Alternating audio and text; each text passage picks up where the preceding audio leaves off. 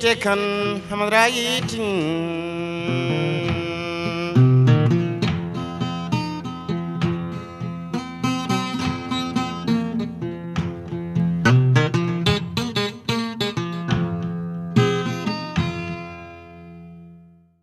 Bonjour à tous, bon dimanche, bienvenue dans ce nouveau numéro du Grand Jury de RFM. Ça y est, elle est là. Malheureusement, la deuxième vague de contamination au coronavirus au Sénégal, confirmée par le ministre de la Santé. Conséquence, le ministre de l'Intérieur applique certaines mesures de restriction qui avaient été décidées pendant l'état d'urgence en pleine crise sanitaire il y a quelques mois, souvenez-vous, et qui avaient été ces mesures mises en veilleuse. Alors, dans un communiqué publié jeudi, le ministre de l'Intérieur informe au-delà du port obligatoire du masque dans les lieux publics et dans les transports, les rassemblements sont interdits sur les plages, terrains de sport et autres salles de spectacle. Mesure incomplète, incohérente pour certains. Bonjour Barthélémy Diaz. Bonjour Babacar et bonjour à nos auditeurs et téléspectateurs, bien sûr. Merci d'avoir accepté une nouvelle fois notre invitation dans cette émission. Alors, votre commentaire sur ces dernières décisions du gouvernement sur la crise sanitaire? Alors, tout d'abord, j'encourage les Sénégalais à respecter les mesures barrières et surtout à continuer à porter le masque, c'est très important. Mais je pense que cette décision du ministre de l'Intérieur, elle est illégale. Elle est illégale parce que je ne pense pas que le ministre de l'Intérieur, je peux me tromper, mais je ne pense pas me tromper.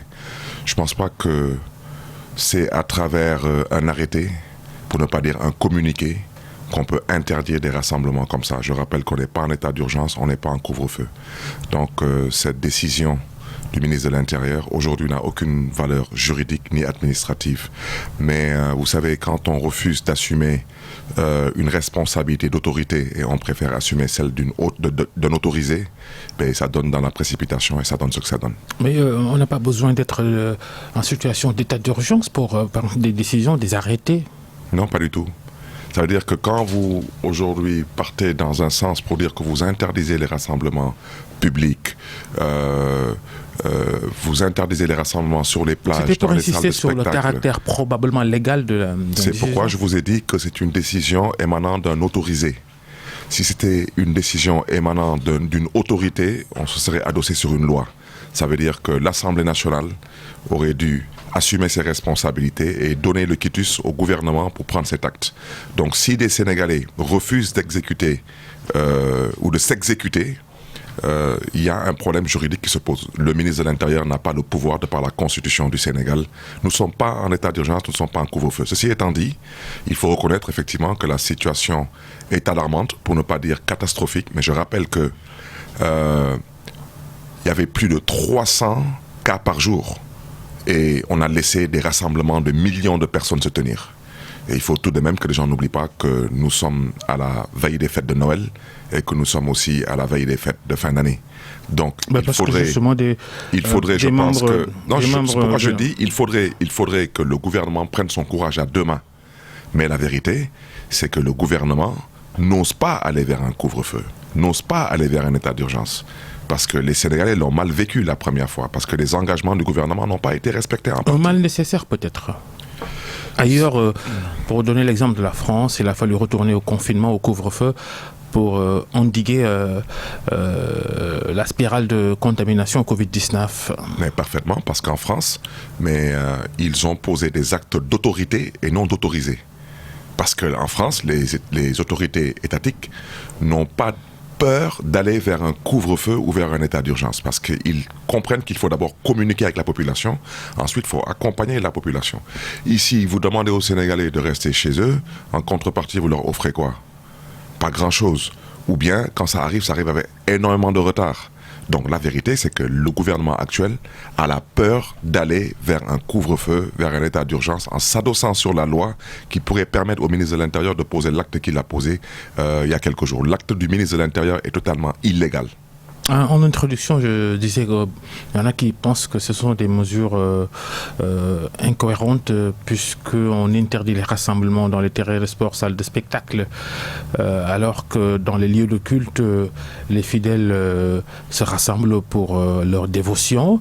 Vous estimez aussi que c'est pas logique, c'est pas cohérent tout ça. Mais je vous ai dit, je confirme, je persiste et signe que l'acte est posé par un autorisé et non une autorité. Une autorité pose des actes qui sont totalement impersonnels, qui sont non partisans, qui sont non claniques, qui sont non confrériques. Je le répète, il y avait plus de 300 cas par jour. On a laissé des rassemblements de millions de Sénégalais se tenir ici, dans ce pays. Alors qu'on ne vienne pas nous dire qu'à la veille des fêtes de Noël et à la veille des fêtes de fin d'année, qu'on va nous interdire de nous retrouver ici ou là sans s'adosser à aucune loi. Je répète, l'acte du ministre de l'Intérieur est illégal. Des membres de la communauté catholique à laquelle vous appartenez, la communauté catholique sénégalaise, des membres donc de cette communauté ont dit leur frustration de ne pas pouvoir fêter librement Noël. Vous avez fait allusion à ça. L'archevêché de Dakar a sorti un communiqué vendredi soir pour demander quand même aux fidèles de se conformer aux mesures sanitaires décidées par le gouvernement. Mais parfaitement, c'est responsable. Mais moi, par exemple, je vous dis que la confirmation de mon fils, qui a eu hier samedi. Hein, oui, je l'ai organisé. Hier. Parce que je considère que l'autorité n'a pas assumé ses responsabilités et je n'ai pas à me soumettre à une décision d'un autorisé. Je me rassemble chez moi. Parce qu'on ne peut pas me l'interdire. La loi est claire. Pour me l'interdire, il faut s'adosser sur une loi. Il n'y a pas de loi. Cet arrêté n'a aucune valeur juridique ou administrative. Elle ne peut pas s'étendre. Vous ne respectez pas la consigne de l'Église, Barthélémy Diaz? Non, l'Église, c'est par rapport à l'Église. Mais bon, vous savez, comme je ne suis pas un grand... comment dirais-je encore une grande personne qui fréquente l'Église. Donc je considère que je ne suis pas trop concerné par ça. Ça, c'est plus peut-être pour mes mamans et mes papas. Moi, vous savez, je vais à l'église occasionnellement. Mais je ne pense pas que l'archevêché de Dakar ait eu à parler de rassemblement dans nos domiciles. Il a dit qu'il faut respecter les mesures barrières quand mais bien sûr, dans je suis l'intimité. d'accord. Je suis d'accord que si le ministère de l'Intérieur avait invité au respect des mesures barrières, si le ministère de l'Intérieur avait pris des mesures pour que le port du masque soit obligatoire dans les transports publics, les lieux publics, etc., je suis d'accord. Mais quand le ministère de l'Intérieur outrepasse ses prérogatives, je rappelle que le ministère de l'Intérieur, ce n'est pas l'Assemblée nationale. Il faut savoir raison garder. D'accord? Alors maintenant, je répète et je confirme, quand on n'est pas autorité et on veut se comporter comme un autorisé, ça donne ce type de résultat. Le ministre de l'Intérieur n'a pas le pouvoir constitutionnel de prendre des décisions de cette nature. Des décisions de cette nature doivent être adossées à une loi. On n'est pas en couvre-feu, on n'est pas en état d'urgence. Comment évaluez-vous de façon générale la gestion de cette crise sanitaire du coronavirus par le gouvernement sénégalais? Écoutez, moi je rends d'abord grâce à Dieu. Parce que je considère que dans le cas du Sénégal, en partie, c'est d'abord... ça relève du divin. Parce que c'est incompréhensible. Nous n'avons pas d'infrastructure sanitaire digne de ce nom. Nous n'avons pas de matériel en quantité, en qualité. Mais nous avons effectivement des médecins de qualité. Et je pense qu'il faut rendre grâce à Dieu. Ceci aussi étant dit, le gouvernement aussi doit être félicité par rapport aux efforts qu'il a eu à fournir, surtout à travers le ministère de la Santé. Et saluer aussi les Sénégalais et leur esprit de responsabilité. Parce que tout de même, vu la précarité dans laquelle se trouve ce peuple, vu les difficultés que vit ce peuple au quotidien, ce peuple tout de même a fait un tant soit peu des efforts pour être en phase avec le combat. Et un masque, je donne un simple exemple, un masque a un coût. Il a un coût et vous voyez tous les Sénégalais avec des masques, même si, bon, c'est pas trop évident, parce que, bon, le masque, on n'est pas supposé en tant qu'être humain vivre avec un masque. Mais les Sénégalais, je pense, ont fait beaucoup d'efforts. Beaucoup d'efforts. Et il faut saluer le peuple entier et surtout inviter le gouvernement à revoir sa posture en termes de communication. Parce que dans des cas comme ça, il faut assumer ses responsabilités. On ne peut pas avoir des décisions pour un groupe de Sénégalais et avoir des décisions pour un autre groupe de Sénégalais. C'est totalement inadmissible.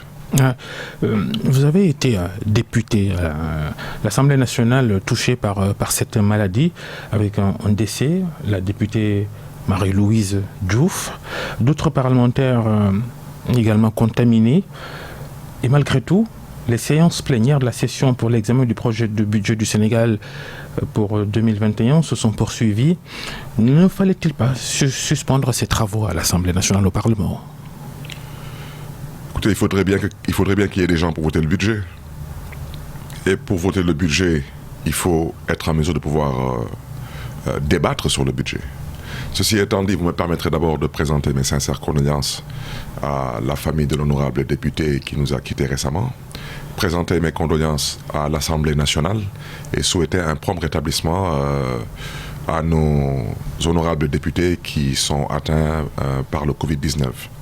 Mais un État, ça doit fonctionner. Donc je pense qu'aujourd'hui, c'est comme si je vous répondais en vous posant la question, il y a du personnel sanitaire qui a été atteint, touché. Est-ce qu'il ne faudrait pas fermer les hôpitaux ? Il faudrait bien qu'il y ait des gens dans les hôpitaux pour soigner les malades. Donc je pense que des mesures effectivement peuvent être prises. Ils peuvent essayer de voir comment les groupes peuvent se consulter par Internet et éventuellement que ces groupes soient symboliquement représentés dans l'hémicycle en plénière pour pouvoir, si possible bien sûr, débattre sur le budget et voter éventuellement le budget sans trop de débat, parce que tout le monde sait que le rôle de la majorité mécanique, c'est de faire passer tout ce qui arrive à l'Assemblée. Donc je pense que beaucoup de débats peuvent être évités et l'histoire retiendra seulement que c'était par rapport à cette situation de Covid-19. Heureusement que le marathon parlementaire, il est fini depuis hier samedi. L'épidémie de Covid-19 et la politique, Barthélémy Diaz, une épidémie qui a été l'occasion de rencontres entre le président de la République et ses adversaires politiques. Khalifa Sall, avec qui vous partagez la même association politique, Taxawu Sénégal, a été reçu par Macky Sall. Dimanche dernier, dans cette même émission, un proche du chef de l'État, Souleymane Jules Diop, pour ne pas le nommer, a affirmé que Khalifa Sall et Macky Sall se sont vus, se parlent en dehors de cette rencontre officielle du 24 mars. Votre camp avait démenti aussitôt après. Cela suffit-il pour dissiper le doute sur l'existence de cette rencontre ? Non pour certains. Je vais citer Souleymane Jules Diop par amitié, parce que nous avons tout de même porté des combats ensemble. Je connais l'homme. Je connais son style. Et honnêtement, je considère que ses propos ne sont pas méchants. C'est de bonne guerre. Mais Souleymane Jules Diop lui-même ne croit pas en ce qu'il a dit. Parce que je connais l'homme. Mais c'est un homme assez particulier dans le combat. C'est tout ce que je peux dire. Et je lui souhaite bon vent. Au passage, lui dire que la diaspora considère tout de même qu'il a trahi. Parce qu'on était ensemble dans un même combat. Et ce n'était pas un combat pour un mutisme total. C'était un combat de valeurs, de principes, de convictions et d'ambition pour le pays qui nous a vu naître et grandir. Mais l'histoire retiendra. Quant à Khalifa Sall, ce que je peux vous dire, Khalifa Sall est d'abord un homme avec une trajectoire politique bien précise. C'est un homme qui a une expérience, un vécu, une expertise politique que je ne peux pas, moi, aujourd'hui, comme ça, remettre en cause et dire que je me permets de juger Khalifa Sall. Quand il est allé au palais pour rencontrer le président Macky Sall dans le cadre de la lutte contre le Covid-19, j'étais le seul membre de l'entourage de Khalifa Sall qui n'était pas d'accord, le seul. Parce que je considérais d'abord que Macky Sall n'était pas dans une démarche sincère, et jusqu'à présent c'est mon intime conviction. De la même façon que je ne suis pas d'accord, et je n'ai jamais été d'accord pour que Khalifa Sall marque son accord pour aller au dialogue politique et national, parce que ça ne donnera absolument rien du tout, à part permettre au président Macky Sall de gagner du temps et de continuer à berner les Sénégalais. Et la preuve, la suite de ce dialogue politique, on la connaît tous. Ce n'est rien d'autre qu'un vulgaire deal sur le dos du peuple sénégalais pour bien sûr se projeter vers l'horizon 2035. Donc Khalifa Sall Je considérais qu'à l'époque, il ne devait pas aller au palais parce qu'il n'était ni député à l'Assemblée Qu'est-ce nationale. que c'est l'horizon de parti 2035 politique. avant de poursuivre? L'horizon 2035, ça veut dire quoi? Mais l'horizon 2035, c'est ce slogan qu'ils sont en train de chanter sur tous les toits. Ça veut dire que ceux qui pensent d'abord que le président Macky Sall ne fera pas un troisième mandat, j'espère qu'ils vont se réveiller d'ici là, parce que c'est déjà acté pour le président Macky Sall. Et il faut que les gens comprennent une chose. Acté, ça veut dire qu'il va le faire pour vous, qu'il va se présenter. Mais bien sûr, c'est pas un débat, vous aussi, Babacar. Le président Macky Sall ne se présentera pas au troisième mandat si le peuple sénégalais se mobilise.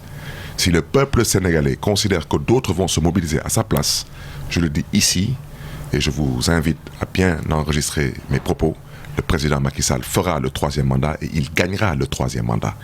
Parce que le président Macky Sall n'est pas battable sur le terrain aujourd'hui électoral. Parce que le terrain électoral est biaisé à travers le parrainage où il va choisir ses candidats, à travers sa pseudo-justice où il élimine d'autres candidats, et à travers, bien sûr, son système électoral où il permet à certains Sénégalais de voter et à d'autres d'être exclus du fichier électoral. Vous ne pouvez pas battre un homme comme ça. Je me rappelle les propos du défunt Ousmane Tanor Dieng le 23 juin, quand il me disait « Battons-nous, mais même si le président se maintient à travers son système pour faire un troisième mandat, on le battra. » Effectivement, on a battu Abdoulaye Wade, mais parce qu'Abdoulaye Wade était tout de même noble dans le combat politique. Abdoulaye Wade n'a jamais songé à faire des parrainages. Abdoulaye Wade n'a jamais songé à liquider des adversaires politiques, et pourtant il avait la possibilité de liquider M. Macky Sall, qui tout de même en 2002 n'était pas propriétaire d'un mètre carré dans ce pays, et 8 ans plus tard était multimilliardaire. Vous pensez franchement que le président Abdoulaye Wade n'avait pas les capacités ou les possibilités de pouvoir trouver des astuces juridiques pour liquider M. Macky Sall? Il ne l'a pas fait. Donc, et le président Abdoulaye Wade, c'est le lieu de saluer son esprit démocratique, à donner à tous les Sénégalais et à tous les Sénégalaises leur carte d'électeur. Mais cet homme-là, si vous le laissez être candidat, c'est pas la peine d'aller compétir. Il va être réélu pour un troisième mandat. Parce que ce n'est pas quelqu'un qui va vers une compétition électorale. C'est un homme qui part que pour, comment dirais-je encore, poser seulement un acte pour confirmer son maintien au pouvoir. Regardez ce qui s'est passé en Guinée. Vous croyez qu'il y a eu élection en Guinée? Regardez ce qui s'est passé en Côte d'Ivoire. Vous croyez qu'il y a eu élection en Côte d'Ivoire? Et ce n'est pas la peine de penser à la communauté internationale. Parce que la France a montré carrément aujourd'hui qu'elle n'est pas un allié en matière de démocratie. La France a montré que, à ses yeux, l'Afrique reste ce petit trou perdu sur la planète qui peut être mal considéré, où il faut seulement exploiter les richesses de ce continent, et puis le reste, ça ne nous intéresse pas. Les droits humains ne nous intéressent pas. La bonne gouvernance ne nous intéresse pas. Les acquis démocratiques ne nous intéressent pas. Et le président Macron, à ce titre, constitue franchement une honte. Et on aurait espéré qu'il aurait pu être un meilleur président. Vous pensez que la France, elle va parrainer une troisième candidature de Macky Sall à la présidentielle en 2024? La France, elle parraine le pétrole, le gaz, l'autoroute à péage, ses intérêts. La France, excusez-moi l'expression, mais elle s'en fout de toi et de moi, Babacar, et de nous. Excusez-moi l'expression, c'est ça la vérité. Et je veux qu'ils m'entendent. Parce qu'il faut qu'ils comprennent aussi qu'il y a une génération qui viendra. Et cette génération, elle sonnera à la fin de la récréation. On est tout de même au XXIe siècle. Il faut que la France se réveille. L'esclavage, c'est fini. La colonisation, c'est fini. La posture de la France, elle est honteuse. Honteuse en Côte d'Ivoire, honteuse en Guinée. Mais honte à la France. Et honte au président Macron. Nous méritons mieux que ça de la France.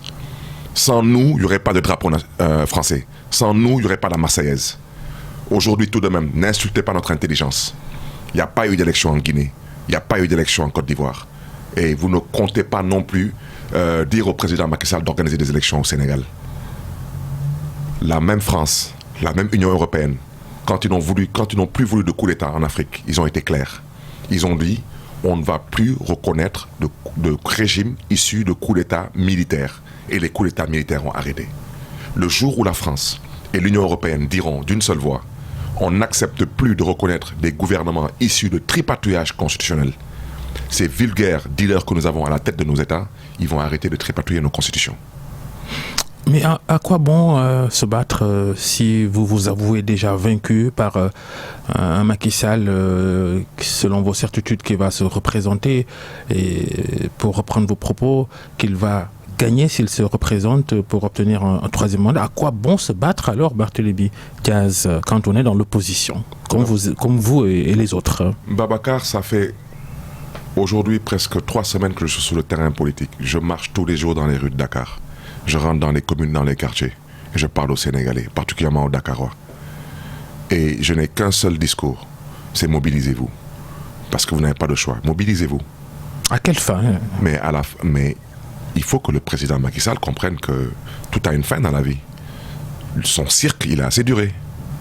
Je vous donne un simple exemple. Aujourd'hui, est-ce que vous pensez que c'est normal des appels à manifester s'il se représente? Je demande aux populations de commencer à se préparer.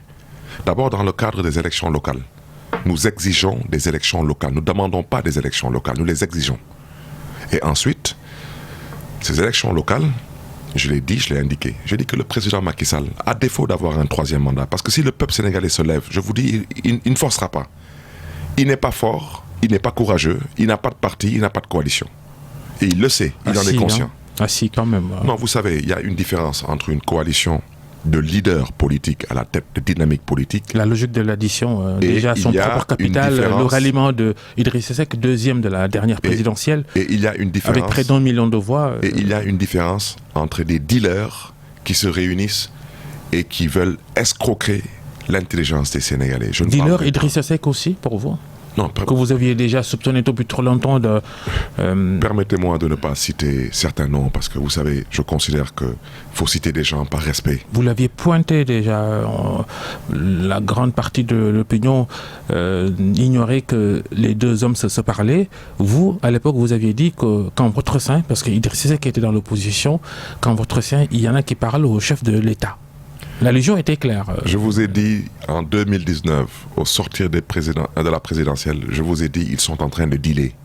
J'ai pas le temps, moi, de raconter des bobards. Et moi, les dealers, je préfère m'éloigner des dealers. Je suis pas un dealer. Je suis désolé. Donc, je préfère m'éloigner de ces dealers. Nous n'avons rien à nous dire. Mais aujourd'hui, vous savez, je sais, les Sénégalais savent que il n'y a pas 85% de l'électorat avec le président Macky Sall. Mais si c'était le cas, il l'a dit vendredi. Mais je vous pose la question. Qu'avec son alliance avec Idriss Seck, il est à 85% de l'électorat. Ils n'ont pas d'alliance, ils ont un deal. Ce sont des dealers. Comprenez-vous d'ailleurs dans cette addition déclamée par Macky Sall, à quelle fin, puisque pour beaucoup, ou pour certains, il est à son dernier mandat. Pourquoi, selon vous, il veut engranger des additions de suffrage comme ça? Il faudra lui poser la question. Ça vous conforte dans votre idée qu'il va se maintenir au pouvoir? C'est le troisième mandat. C'est le troisième mandat. Moi, je vous dis, je parle aux Sénégalais. Je ne parle pas à ses partisans. Je parle aux Sénégalais. Réveillez-vous. Et je vais vous expliquer pourquoi vous devez vous réveiller. Parce que vous savez, le président Macky Sall, on peut ne pas être d'accord avec lui, mais on lui concède au moins qu'il est plus raffiné et plus intelligent politiquement parlant que les présidents Ouattara et Condé. Parce que, à défaut de le faire... Ça, on vous reproche beaucoup d'avoir tiré sur Abdoulaye Wade et de l'aduler aujourd'hui. Non, pas du tout. Pas du tout. Incohérence. Non, mais parce que le président... Non, pas du tout, pas du tout. Le président Abdoulaye Wade, on l'a combattu sur une dévolution monarchique, qui était effectivement une vérité crue. Et aujourd'hui, il y a des actes qui sont posés qui nous réconfortent qu'il y avait cette volonté de dévolution monarchique du pouvoir. Il ne faut pas non plus qu'on vienne raconter aux gens la marche du PDS actuelle. Mais regardez comment fonctionne le PDS. Je ne peux pas me prononcer sur le fonctionnement du PDS. Par respect à ce parti, je n'appartiens pas à ce parti. Karim Wade ou rien? Non, je préfère ne pas commenter ce qui se passe au PDS. Ça ne m'intéresse pas. Mais ce que je sais, c'est que nous avons combattu le PDS par rapport à une dévolution monarchique. Le quart bloquant est encore frais dans nos esprits. D'accord? Et aujourd'hui, tout ce qui s'est passé après le départ du pouvoir du PDS nous réconforte dans cette volonté qui était tout de même une réalité. Mais pour revenir à votre question, vous savez aujourd'hui, quand vous dites que vous avez 85% de l'électorat, mais pourquoi vous refusez d'organiser des élections? Pourquoi aujourd'hui vous cherchez à nommer par décret présidentiel le maire de Dakar? Les élections territoriales? Non, permettez-moi s'il vous plaît de dérouler. Est-ce que la situation le permet en 2021, mars 2021, d'organiser des élections territoriales? Si vous me permettez, je déroule et je réponds à votre question. Oui. Je déroulais en disant qu'il a 85% qu'il prétend dire avoir avec lui en termes d'électorat. Pourquoi il refuse d'organiser des élections locales? Pourquoi veut-il ou voulait-il à un moment donné nommer par décret présidentiel le maire de Dakar? Mais vous savez ce qui est plus scandaleux aujourd'hui? C'est qu'à l'heure où nous sommes en train de faire votre émission, et le président Macky Sall m'entend, il a comme ambition de faire disparaître la ville de Dakar en tant que collectivité locale pour maintenir les 19 communes. Parce qu'il sait qu'il n'a aucune chance, même avec la fraude, de gagner la ville de Dakar. Alors, quand vous avez 85% de l'électorat... Il a gagné Dakar à la dernière présidentielle. Non, mais avec quel fichier? Je vous explique rapidement. Vous savez, quand on dit qu'on va auditer le fichier, ça me fait rire. Et des fois, je regarde tous ceux qui ont participé au dialogue politique, je me dis, est-ce que ces gens, un temps soit peu, ils sont où sur la planète Terre avec moi, ou ils sont sur une autre planète? Le fichier du parrainage Babacar Fall, c'est pas le même fichier avec lequel on est allé aux législatives. Parce que le fichier du parrainage, c'est que tous ceux qui ont été éliminés, ils ont été éliminés avec un système assez particulier. Le fichier des législatives, ils disent qu'ils ont gagné les 7 postes de députés à Dakar à 3h du matin. Ils disent qu'ils nous ont battus de 2000 voix à Dakar. Moins de 18 mois plus tard, ils disent qu'ils nous ont gagné à Dakar avec soi-disant le même fichier, mais cette fois-ci, ils nous ont battus de 100 000 voix. Vous pensez qu'en 18 mois, dans un pays comme le Sénégal, où la demande sociale est forte, où le président Macky Sall est détesté de jour en jour un peu plus, vous pensez qu'en 18 mois... Il faudra disposer d'instruments techniques pour en juger. Pour en juger? Alors moi je vais vous dire, avec votre permission, j'invite le président Macky Sall à mettre Idriss Seck dans sa voiture et se mettre sur un toit ouvrant, aller se promener à Petersen ou à Colobane, il verra. Macky Sall, il a même et gagné... pendant qu'on y est, si vous voulez aussi, il peut aller se promener à l'université, il verra. Il a même gagné... Je vous dis, vous m'avez posé une question, vous avez dit il faut qu'on ait des baromètres. Je propose au président Macky Sall de mettre M. Idriss Seck dans sa voiture et de mettre tout le GIGN derrière et d'aller se promener à l'université. Et il verra. Il pourra tester sa popularité. Et s'il veut aussi, il peut aller se promener dans la banlieue dakaroise. Des responsables de son parti ont traversé Grand Yoff en pleine campagne électorale et ont essuyé des jeux de pierre. Macky Sall a gagné à Grand Yoff et largement à la dernière présidentielle. Il a volé. Il y a une différence entre gagner et voler. Quand on vole, vous savez, on peut se permettre ce qu'on veut. Grand Yoff, justement, Khalifa Sall, on n'avait pas fini d'en parler. Vous démentez une entrevue ou en contact avec Macky Sall. Non, il n'y a jamais eu d'entrevue avec... Est-ce que Khalifa Sall, il vous rend compte de toutes ces activités, de toutes ces communications avec des hommes politiques? Est-ce que vous êtes au courant de tout, Barthélémy Diaz? Je suis au courant. Quel que soit... je suis au courant de l'essentiel. Ah, oui. Parce que tout de même, Khalifa Sall est un père de famille, est un homme politique, et bien sûr, Khalifa Sall est transversal. Donc je ne suis pas supposé connaître toute sa vie, mais je suis au courant de l'essentiel. Et faites-moi confiance sur l'essentiel. Khalifa Sall est à cheval sur les convictions, sur des ambitions et sur des principes et des valeurs. Je vous rappelle au passage que j'ai fait 6 mois de prison avec Khalifa Sall. Et j'ai vu aussi des choses en prison. Parce que Rebeuss, s'il y a un endroit que je connais et que je maîtrise, c'est bien Rebeuss. Et les 6 mois que j'ai passés en prison, que ce soit des chefs religieux ou même des hommes du pouvoir qui sont passés ou qui ont envoyé des messagers, j'en connais assez. Pour ne pas dire j'en connais trop. Et Khalifa Sall est toujours resté sur ses principes. Et permettez-moi s'il vous plaît, je répète, Khalifa Sall, il a été expulsé de la prison de Rebeuss pour avoir dit non. Et avant d'être mis à Rebeuss, il avait dit non. Et je vous ai dit, c'est parce que peut-être il a choisi de ne pas parler. Mais on n'avait pas proposé à Khalifa Sall d'être ministre ou ministre d'État ou président du Haut Conseil, non. Il n'y avait que Khalifa Sall pour dire non à ce qu'on lui a proposé. Et ce nom-là l'a conduit en prison et le même nom l'a expulsé de la prison. Est-ce que vous ne devriez pas être un peu plus prudent? Certains de vos camarades, comme Babacar Tchoiba, parmi les plus proches de Khalifa Sall, il a reconnu vendredi soir sur TFM qu'au moins des médiations sont menées pour rapprocher les deux hommes, Macky Sall et Khalifa Sall. On a cité par exemple le nom de Soham Wardini, l'actuel maire de Dakar. Est-ce que vous confirmez? Ces propos n'engagent que celui qui les a tenus. Moi, il m'engage. Est-ce que vous confirmez que Soham Wardini fait partie des médiateurs? Je reviens à ce que j'ai déjà dit. Vous savez, nous sommes des Sénégalais. Au Sénégal, c'est un pays de médiation. C'est tout à fait normal que des gens puissent se retrouver. Vous savez, je vous donne un simple exemple. Prenez mon cas. Moi qui vous parle, j'ai eu à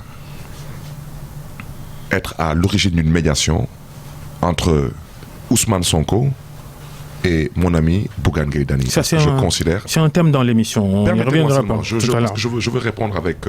parce que, vous savez, quand je parle aux Sénégalais, j'aimerais être logique avec moi-même. Aujourd'hui, mon ami Ousmane Sonko a été à l'origine d'une médiation entre moi et Maître Diop. Le khalife général des Mourides a été à l'origine d'une médiation entre le président Macky Sall et Abdoulaye Wade. Et je rappelle tout de même que le président Macky Sall a mis le fils d'Abdoulaye Wade en prison pendant 3 ans. C'est pas n'importe quoi. Je rappelle aussi au passage que tout de même, même si ce n'était pas une médiation, M.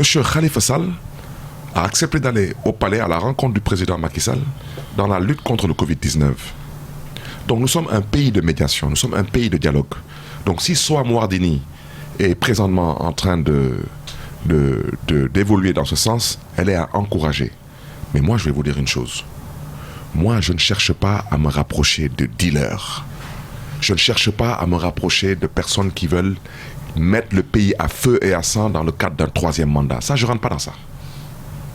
Et tous ceux qui rentreront dans cette barque, le moment venu, ils vont assumer la responsabilité. Vous reconnaissez finalement que médiation, il y a pour rapprocher Macky Sall et Khalifa Sall. Mais je vous dis, ça a commencé avant que Khalifa Sall soit arrêté. Je peux citer des gens ici.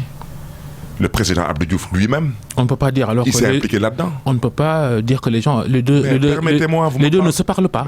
Ils se parlent directement ou indirectement. Je vous dis qu'avant qu'on mette Khalifa Sall en prison, il y a des personnalités dans ce pays qui ont cherché à les mettre ensemble. Dont le président Abdou Diouf. Parce que comme on nous interdit de parler, moi j'ai décidé de parler un peu. Dont Feu Ousmane Tanor Dieng. Toutes ces personnes ont tout fait pour rapprocher Macky Sall et Khalifa Sall. Mais quel type de rapprochement? Où on demande à Khalifa Sall de renoncer à ses ambitions politiques au profit de Macky Sall. La réponse a toujours été non, elle restera non. Je connais Khalifa Sall et je lui fais confiance. Il dit rien, lui il non ne plus. Dit rien parce et il que dit rien. C'est un problème aussi, il dit rien. Ce n'est pas un problème parce que ça dérange et ça confirme les propos qu'il a toujours tenus. Que le silence est une forme de communication. Le silence est une force dans la communication et le silence est un moment dans la communication. Et je vous dis, sous peu, vous allez entendre Khalifa Sall. Il parlera, sous peu. On a hâte de l'entendre parce qu'il n'y a que vous. Dans quelques jours. Vous avez même, au lendemain de cette sortie de Souleymane Jules Diop devant le grand jury d'RFM, tout de suite le lendemain, vous avez organisé, mais littéralement organisé, en guise de réponse peut-être dans votre démarche, le fond c'était ça, répondre à cette polémique, si oui ou non il y a eu rencontre entre Khalifa Sall et Macky Sall. Vous avez personnellement, Barthélémy Dias, organisé une rencontre entre Ousmane Sonko et Khalifa Sall avec prise de photos pour montrer que Khalifa Sall il reste dans l'opposition.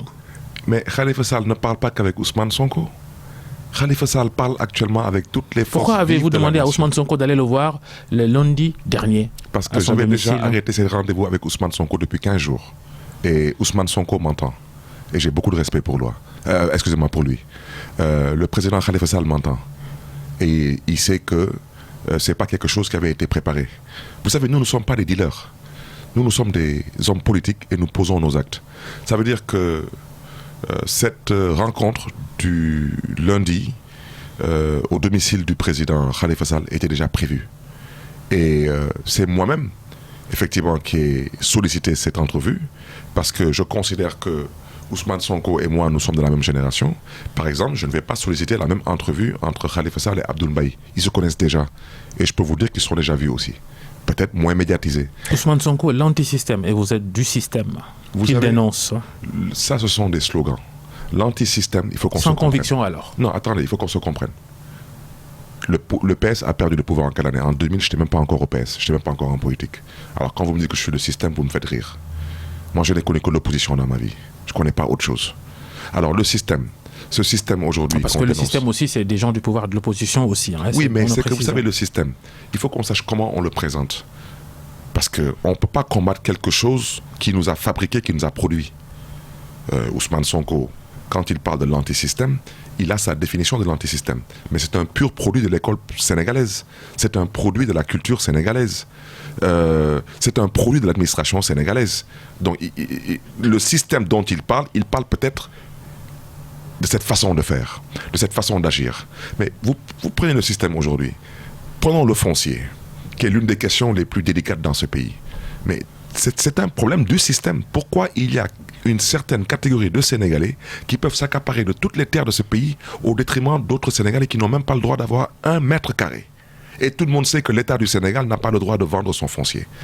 Et tout le monde sait qu'en CCOD, en commission de contrôle des opérations domaniales, tout le monde sait que c'est à la limite un regroupement de copains et de coquins qui s'amusent avec le foncier du peuple sénégalais. Ça, par exemple, c'est un problème du système. C'est pour cela que vous n'êtes pas irréprochable. J'arrive, s'il vous plaît. Dans votre réconciliation voulue par Ousmane Sonko entre vous et Moussa Diop, l'ancien directeur général. Je suis très cohérent avec moi-même. Je poursuis. Moussa Diop, l'ancien directeur général de Dakar Dem Dikk, qui avait porté plainte contre vous, qu'il a retiré après cette réconciliation organisée par Ousmane Sonko, parrainée par Ousmane Sonko, et sur le dos de la vérité. Parce que vous aviez dénoncé la cession d'une partie du patrimoine foncier de la société de Dakar Dem Dikk à l'Alliance pour la République, qui a érigé un siège sur le site. Et je maintiens mes propos. Vous aviez dénoncé la transaction parce que ça se trouve sur votre territoire, la commune d'Amermoz-Sacré-Cœur. Je maintiens mes propos. Vous aviez traité de tous les noms d'oiseaux Moussa Diop. Que j'ai retiré. Non, que j'ai retiré parce que j'ai une réconciliation. On ne saura pas la vérité. Vous le considérez toujours comme un brigand qui a cédé cette partie du siège de Dakar Dem Dikk à l'Alliance pour la République, le parti au pouvoir. Dites-nous aujourd'hui, Barthélémy Dias, si vous estimez que Moussa Diop a été fautif dans cette transaction. Je répète, je confirme, je persiste et je signe. L'assiette foncière qui abrite aujourd'hui le siège de l'APR a été de la façon la plus illégale mise à la disposition de l'APR. Je persiste, confirme et signe. Et Moussa Diop est fautif ou pas? Mais toutes les personnes qui ont agi dans ce cadre sont fautifs. Et j'ai dénoncé un conflit d'intérêts. Et le conflit d'intérêts, il faut qu'on se comprenne, c'est pas Moussa Diop. Moussa Diop n'est pas le pouvoir, Moussa Diop n'est pas l'État. Ça, vous changez votre discours. Non, s'il vous plaît, Babacar, vous me connaissez. Je vous respecte, je respecte vos téléspectateurs, vos auditeurs. La personne que je visais, c'était le président Macky Sall. Monsieur Moussa Diop s'est retrouvé dans cette discussion parce qu'il ne faut pas non plus perdre de vue qu'on parlait du littoral. Et c'est dans ce débat que j'ai dit que même dans ma commune, voici ce qui s'est passé. Mais moi, en portant plainte, mais la personne que je vise, elle est protégée par une immunité. Mais monsieur Moussa Diop, il n'est pas le conseil d'administration de Dakar Dem Dikk. Monsieur Moussa Diop, ce n'est pas lui qui était à... Moussa Diop n'a tout de même que je sache, à moins que quelque chose m'ait échappé. Il n'a pas le pouvoir de mobiliser la gendarmerie pendant combien de mois pour construire un siège la nuit. Il n'en a pas le pouvoir. Donc aujourd'hui, quelqu'un considère qu'on doit se réconcilier. On s'est réconcilié. Je pose une question. Est-ce que vous pensez, vous, de votre humble point de vue, que cette réconciliation a un impact sur le quotidien des Sénégalais? Moi, je ne gère pas aujourd'hui une situation où j'ai un impact direct sur le quotidien des Sénégalais. Que je sache, Moussa Diop est démis de toutes ses fonctions. Quand on veut nous comparer avec un homme qui est au pouvoir et quelqu'un qui était supposé être le chef de l'opposition, se retrouver et décider ensemble de passer pour perte et profit tous les problèmes des Sénégalais parce qu'ils se fixent un horizon 2035, c'est un deal. On n'est pas un deal. Ou peut-être je pourrais me retrouver avec M. Moussa Diop, c'est qu'il est contre le 3e mandat. Et ce 3e mandat, ce combat aura lieu. Et là-bas, effectivement, tous ceux qui sont contre le 3e mandat, je vous donne un exemple. Dans l'APR, combien de gens ont été renvoyés de l'APR parce qu'ils ont parlé du 3e mandat? Mais sur le 3e mandat, si nous devons tous nous mobiliser et dire non au 3e mandat, mais en quoi est-ce que cela peut déranger? Et reléguer au second plan pas du tout. L'affaire du siège de l'APR. Pas du tout, je confirme ce que j'ai dit. J'ai dit que le jour où on arrivera au pouvoir, le siège de l'APR sera la maison des jeunes de Dakar. Ça, je vous dis, vous pouvez me faire confiance parce que on aura assez d'arguments. Alors j'ai entendu, excusez-moi l'expression ici, des rigolos dire que Barthélémy Dias cherchait cette médiation parce qu'il ne voulait pas être condamné. Je ne peux pas être condamné dans un dossier où le foncier qui a été vendu n'est pas au nom de Dakar Dem Dikk, il est au nom de l'État du Sénégal. L'État des droits réels. Sur l'assiette foncière, c'est écrit État du Sénégal et ce n'est pas l'État qui l'a vendu. Donc personne ne pouvait me condamner sur ça. Et ensuite, quel que soit l'argumentaire juridique qui pourrait être la motivation du camp adverse, le conflit d'intérêts fait tomber tout. C'est comme quand vous prenez le ministre de l'Environnement qui vous dit oui, j'ai une ferme, j'ai le droit d'aller prendre des oryx. C'est pas que vous avez le droit ou vous n'avez pas le droit. Vous n'en avez pas le droit parce que vous êtes le ministre de tutelle. Ça s'appelle un conflit d'intérêts. Donc, quel que soit ce que vous pouvez justifier après, toute la procédure tombe à l'eau. Et aujourd'hui, je reviens à ce que j'ai dit. Moi, quand on me sollicite, on me demande de donner la pince à quelqu'un. Ce serait le khalife général des Mourides, je l'aurais fait. Des Tidianes, je l'aurais fait. Le cardinal m'aurait demandé de me réconcilier, je l'aurais fait. Khalifa Sall m'aurait demandé de me réconcilier, je l'aurais fait. Si mon ami Ousmane Sonko me demande de me réconcilier, je le fais. Votre nouvel ami, hein. Votre nouvel ami. Hein. Qui ça? Ousmane Sonko, parce que... Mais non, Ousmane Sonko... Ensemble, vous faites feu de tout bois, là. Mais non, mais c'est mon ami, comme Guy Marius Sagna est mon ami, comme Thierno Bokoum est mon ami. Je peux continuer à en citer. Donc, des amis, vous savez, nous ne sommes pas des ennemis politiques. Nous sommes peut-être des adversaires politiques ou des alliés politiques. Mais je vous pose une question. Vous avez vu, vous, un Sénégalais ici qui s'est comment dirais-je encore, arraché les cheveux parce que le khalife général des Mourides a réconcilié M. Macky Sall et M. Abdoulaye Wade? Et vous pensez que les milliards pour lesquels le PDS a été poursuivi, pour ne pas dire le fils du président Abdoulaye Wade poursuivi, pendant qu'on y est, qu'est-ce qu'on en fait si c'est avéré? Et pourtant, personne ne s'est arraché les cheveux. Khalifa Sall est parti au palais dans le prétexte, bien sûr, du Covid-19. Tout le monde savait qu'on avait convié au palais des chefs de partis politiques et des députés. Il n'est ni député ni chef de parti politique. Vous avez vu des Sénégalais qui sont offusqués pour ça? Alors moi, j'ai vu tout le tollé que cela a suscité parce que j'ai donné la pince à Maître Moussa Diop. Mais je suis désolé. J'ai pas pris sa femme, il n'a pas pris la mienne. On s'est dit des propos aigres-doux dans le cadre d'un combat politique. Aujourd'hui, on s'est réconciliés. Ceci étant dit, ce que j'ai dit du siège de la paire, ce que j'ai dit de la paire, ce que j'ai dit du foncier, je ne reviendrai pas là-dessus, je le confirme. Je disais, vous et Ousmane Sonko faisiez feu de tout bois ces derniers jours, ces dernières semaines. Après avoir organisé cette rencontre Khalifa Sall, Ousmane Sonko, vous avez annoncé sur votre page Facebook la mise sur pied d'une coalition, d'une alliance entre Sonko et Khalifa. Une alliance de quelle nature et pour quels objectifs, Barthélémy Diaz? Entre autres, Babacar, il y aura Sonko et Khalifa. Mais ils ne seront pas les seuls. Il y aura des forces de la société civile, il y aura des forces syndicales, il y aura des forces politiques. Et Khalifa Sall, aujourd'hui, est en train de discuter avec beaucoup de monde. Alors, il faut qu'on se comprenne dans quel objectif. Je reviens à ce que j'ai dit, nous sommes en démocratie. Nul n'a le droit de descendre dans la rue et d'obtenir du pouvoir ce qu'il veut par la force. Parce que nous sommes en République. Mais le pouvoir n'a pas non plus le droit dans une démocratie de refuser d'organiser des élections. Donc, entre autres, il faut le respect du calendrier républicain. Pourquoi? Parce que tout le monde sait qu'entre deux élections, il y a une révision des listes électorales. Tout le monde le sait. Aujourd'hui, ils sont en train de vouloir gratter 2 ans et demi à 3 ans sur les élections locales. Pour que ce report, il puisse le répercuter sur les législatives. Ça veut dire que si aujourd'hui on organise des locales qui devaient se tenir en 2019, on les organise en 2022. Pour ceux qui oublient, je leur rappelle que les législatives devaient se tenir en 2022. Donc, entre les locales et les législatives, il y aura une révision. Donc, ce qu'on a gratté sur les locales, on va essayer de le répercuter sur les législatives. Donc, au lieu qu'elles se tiennent en 2022, elles se tiendront en 2024.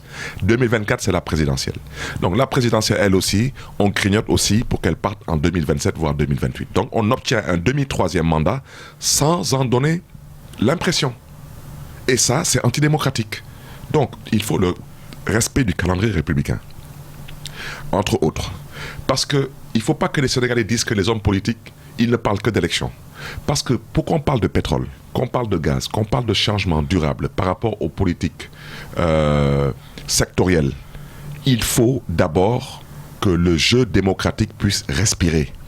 On ne peut pas accepter aujourd'hui, en prétextant que c'est l'opposition. Quelle opposition? L'opposition des dealers. C'est cette opposition qui a exigé, entre autres, l'audit du fichier électoral. Et jusqu'à présent, on n'a pas dit on audite quel fichier.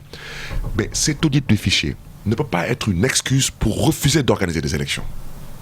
Ça ne peut pas être une excuse, Babacar. Babacar, est-ce que vous imaginez qu'en France, en pleine crise du Covid, mais on a organisé des élections locales Le maire de Paris a été réélu en pleine crise du Covid. Il faut qu'on arrête de nous parler du fichier. Le Covid, il est plus critique, il est plus effroyable que le fichier.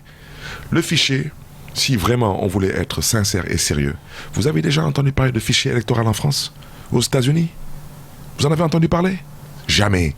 On peut auditer le fichier sans l'aide d'aucune compétence étrangère et le faire ici en 2 mois. Toutes les compétences sont réunies.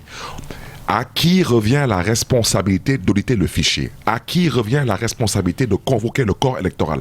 Au président Macky Sall, qui refuse de le faire parce qu'il a des sondages qui lui indiquent clairement qu'il perd à Dakar. Et le président Macky Sall sait très bien que veut dire perdre Dakar. Il fut ancien ministre de l'Intérieur. Lui, au moins, il y a des sondages. Vous n'avez rien et vous dites qu'il va nous perdre. avons des sondages. Nous avons des sondages qui nous réconfortent. Qui disent quoi? Pour ne pas dire qui nous rassurent. Qui disent quoi ces sondages? Des sondages qui disent que si cette belle coalition qui verra le jour, où il y aura toutes ces forces politiques, syndicales, de la société civile, et bien sûr pour tout ce que cette alliance Khalifa Sall Sonko dérange, cette belle alliance, mais toutes les grandes capitales vont basculer. Et les grandes capitales, quand elles basculent, la suite on la connaît. Et Dakar, qui est la capitale, allez demander aux socialistes qui ont perdu Dakar en 98, qu'est-ce qui s'est passé en 2000, ils vous diront. Allez demander aux libéraux qui ont perdu Dakar en 2009, qu'est-ce qui s'est passé ensuite en 2012. Macky Sall sait très bien ce qui va se passer à Dakar. Mais il doit comprendre une chose, c'est qu'il a la responsabilité historique d'organiser des élections et de respecter le calendrier républicain. Ça, il le doit au peuple sénégalais. Dans le cas contraire, le peuple sénégalais doit l'obtenir de lui par la force. Et ça, nous y travaillons.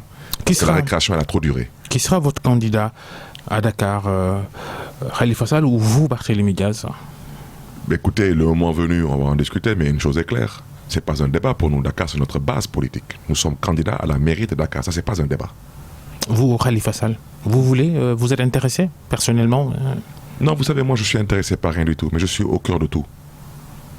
Cette alliance, cette coalition qui va se former autour de Sonko et de Khalifa, avec d'autres adhésions que vous annoncez dans cette émission-là, qui va être le numéro 1 de cette future alliance? Mais nous ne sommes pas en classe. On ne cherche pas à savoir qui est le premier et le deuxième, mais une chose est claire, c'est que Ken Bougoul Andak Ndare, personne ne va être avec les derniers. Donc vous retiendrez seulement que cette alliance, ce n'est pas une alliance autour de Khalifa Sall et de Ousmane Sonko.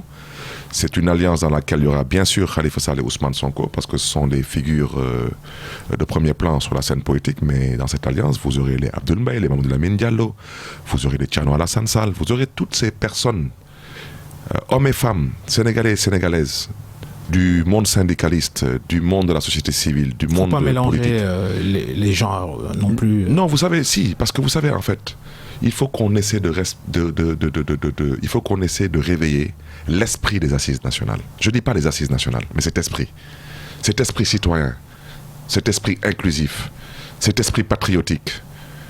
Ça suffit, Babacar. Ce régime exagère. Ils exagèrent. Regardez ce qui s'est passé avec cette immigration clandestine. On veut nous parler de 480 morts. Il y a eu plus de 4000 morts en 2 mois. Les 480 morts, c'était en 1 semaine. On a enregistré l'équivalent du bateau de Joola chaque mois.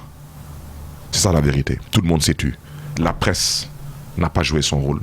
Les politiques ont démissionné. À la presse la société civile. Que reprochez-vous à la presse qui a estimé que le gouvernement devait la vérité sur les chiffres de cette dernière vague de l'immigration clandestine? Mais nous avons, vu la presse face à l'ancien régime être une presse beaucoup plus au service du peuple sénégalais que celle-ci, que nous constatons présentement. Nous constatons aujourd'hui que la presse fait son travail avec une certaine dose de complaisance. Si je me trompe, je m'en excuse, mais c'est mon point de vue, c'est un point de vue qui est partagé par beaucoup de Sénégalais. Il faut arrêter avec beaucoup de Sénégalais. Il faut vraiment disposer de... Non, mais je n'ose pas venir à la RFM tout de même pour critiquer la presse. Mais je dis seulement... Vous estimez que la presse sénégalaise est trop complaisante avec extrêmement le régime de Macky Sall? Bien sûr. Mais on a vu la presse sénégalaise face au régime libéral. C'était le premier parti d'opposition. Ensuite, nous, on était derrière. Si tout a vu le jour le 23 juin, etc., la presse a été extraordinaire face au régime libéral. Extraordinaire. Est-ce que vous lisez, vous regardez les médias tous les jours? Oui. Vous avez vu le nombre de dénonciations qui est faite directement ou indirectement? Non, mais bien sûr. Aujourd'hui, Êtes-vous juste avec la presse sénégalaise dans vos déclarations? Je dis seulement qu'il y a un peu de complaisance. J'ai dit que je peux me tromper, mais c'est partagé par beaucoup de Sénégalais. Beaucoup de Sénégalais considèrent que ce régime, on est assez complaisant. Il n'y a pas que la presse. Il n'y a pas que la presse. L'opposition sénégalaise n'est même pas complaisante. Je pense que l'opposition sénégalaise, excusez-moi l'expression, elle est même complice, et j'en fais partie. Quant aux chefs religieux, par respect, on ne peut pas en parler. Mais je sais que si c'était l'époque de Seyni Abdul-Lahad ou bien de Mame Abdul Aziz Sy Dabakh ou du cardinal Thiandoum, la récréation serait finie depuis longtemps. Parce qu'ils auraient dit au pouvoir les 4 vérités. Merci Barthélémy Diaz d'être passé devant le grand jury de RFM, maire de Mermoz Sacré-Cœur. Vous êtes de Taxawu au Sénégal, la coalition autour de Khalifa Sall. Vous annoncez une grande alliance, Khalifa Sall, Ousmane Sonko et d'autres personnalités de l'opposition, du moins pour ce qu'il en reste. Merci d'avoir suivi cette émission. Le grand jury revient la semaine prochaine. Bonne fin de week-end. Merci à Yaya et Abdou à la régie, à Magui aussi au digital. À la semaine prochaine. mi